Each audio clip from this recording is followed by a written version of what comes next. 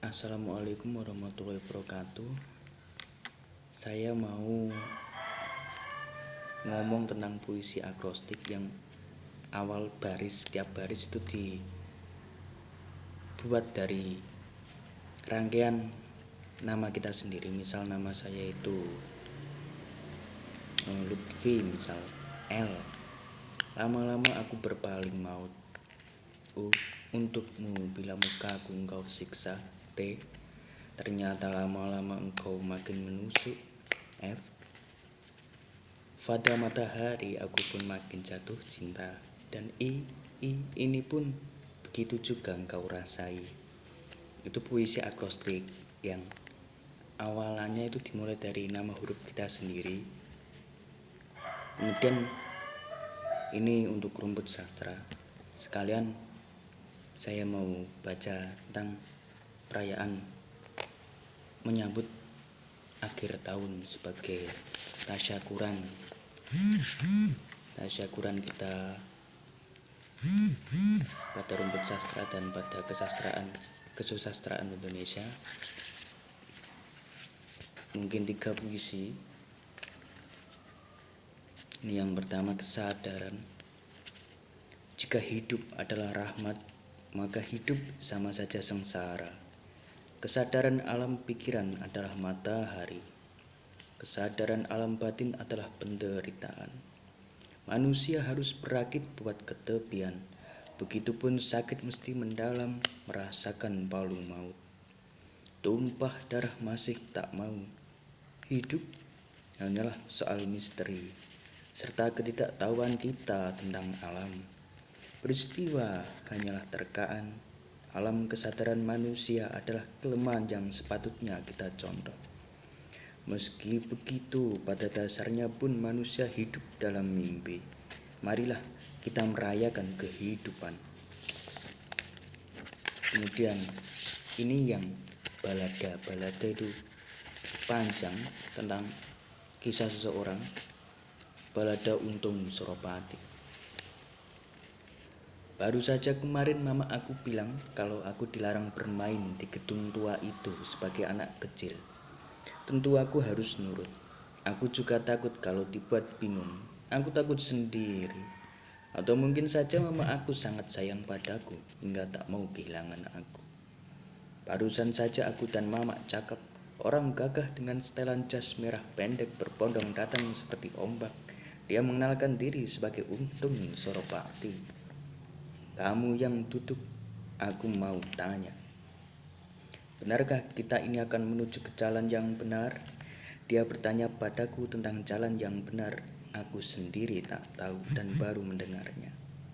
Kumisnya yang nyalang menyeringai serupa macan. Untung Suropati, kau tak bisa lari. Kini kamu serahkan diri saja daripada banyak tumpahkan darah, kata seorang kapitan Belanda yang menjadi musuh Suropati. Ternyata Suropati jadi buronan. Pertempuran mesti terjadi, saling tembak-menembak dan adu pedang. Untung ditembak pada dadanya, tapi bagi Untung hal macam itu biasa baginya. Oh Untung Suropati, oh pahlawan, dimanakah panji kemerdekaan kita kini? Kamu bagai bunyi burung ganas dan dipenuhi keberanian. Untung melompati salah satu kuda, diangkat tombak ke dada musuh, kembali keris di kanan. Hei pahlawan, apa kamu sudah makan sebelum berjuang? Karena aku dengar suara perut keroncongan. Kamu bagai burung gagak untuk seorang kapiten Belanda. Itu yang balada tentang Untung Suropati, pahlawan yang terkenal membangun reputasinya mulai dari nol. Kemudian ini yang kedua tentang sajak Gusti Ndorobei tentang primordialisme, atau tentang kita masyarakat Jawa yang percaya bahwa kapitalisme itu menjajah. Sebenarnya ya, tapi ternyata primordialisme itu lebih kejam dari kapitalisme, sebab kapitalisme membawa ke modernitas pada bidang pendidikan, pengetahuan, serta kebudayaan.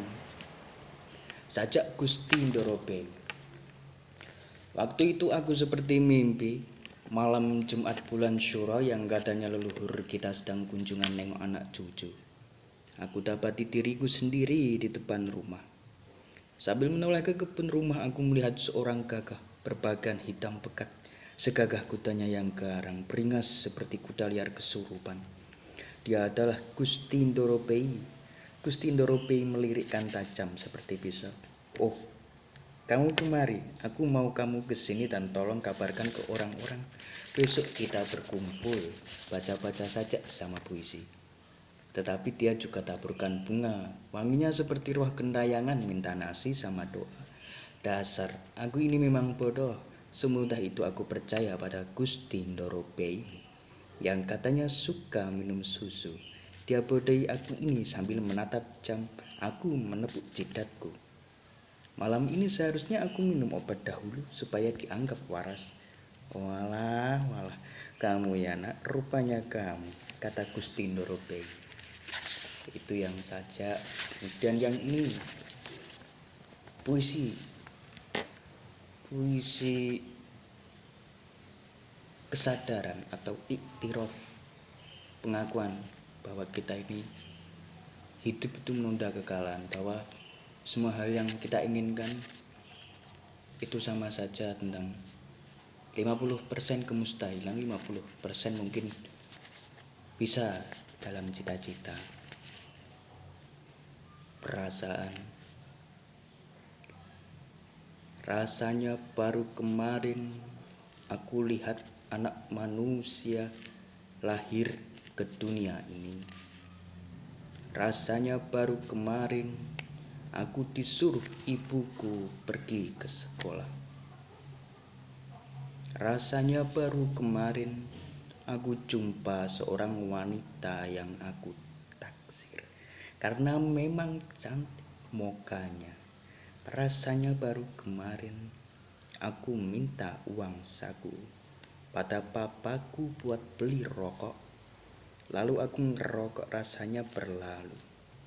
Baru saja kemarin, prasangka aku saja. November 2022. Begitu perayaan puisi pada tasyakuran akhir tahun. Dalam rangka bersyukur alhamdulillah pada kesusastraan, terutama di bidang kemudian sumber sastra, dan saya sendiri Muhammad Lutfi. Terima kasih. Assalamualaikum warahmatullahi wabarakatuh.